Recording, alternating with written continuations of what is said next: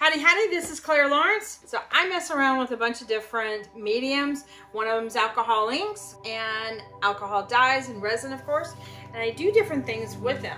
I like to play with all the different mediums in different ways and just explore and experiment. All right, so one of the things I was concerned with alcohol inks is they're not light fast, or they weren't at the time. And I wanted to use them with countertops and larger projects that could possibly be exposed to sunlight either through a window or being outside like on a porch. If it's not light fast, it's not gonna work very well. I was also playing around with Alumilite dyes because they are meant to go into resin, so they're solvent based, but they come in only a few colors. So I started mixing some colors around and came up with some of my own, and I've got a whole bunch of them, and of course artists can't deal with just one color, so I'm sharing them with you guys. And I put them down in a digital book, and it's on our website. And what I did is I tried to set it up so it'd be nice and convenient for everybody. I made it so you can print out the particular page, take it out to your studio, workshop, or whatever. You don't have to worry about the page getting messed up with, you know, you got goopy stuff in the studio, right? Put that out there for you guys to go along with. And I wanted to share with you how I actually mix up these colors. I use 91% isopropyl alcohol.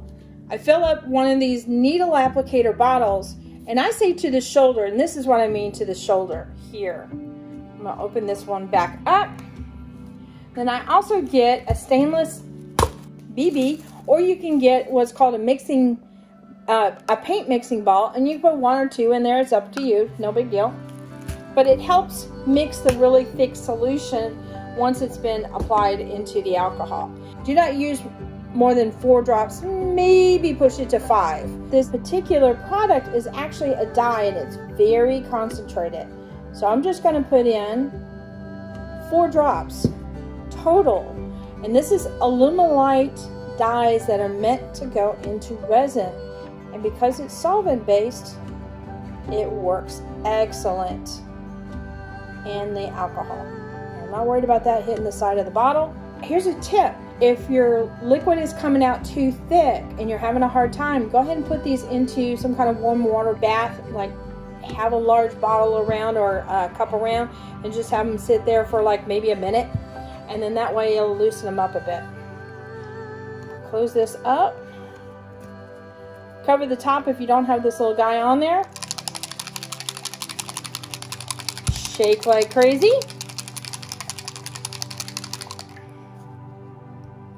And I always get at least 2 layers of paper towels. Just run a quick line, and it'll kind of show you what the darkest area is, and it'll start to go lighter. You can even go and add a little bit of alcohol to the side just to see how it'll lighten up even more if you want to. But that's a quick way to find out your color range, see how it works. One more quick tip, always use some kind of spray sealer after you use your alcohol dyes on a project. This one happens to be an archival spray. The key thing is it's matte. Now I know this is hard to find right now, so try and find at least a clear coat of some type of product that works with your epoxy and a matte. That's the part. You want to have some kind of protective barrier before applying your resin. Anyway, so check out my website, ClaraLawrence.com, and also be on the lookout because I'm also going to do some other books that are like good color combinations that work really well together. Also some resin art colors, mica powders, and possibly metallics. There you go.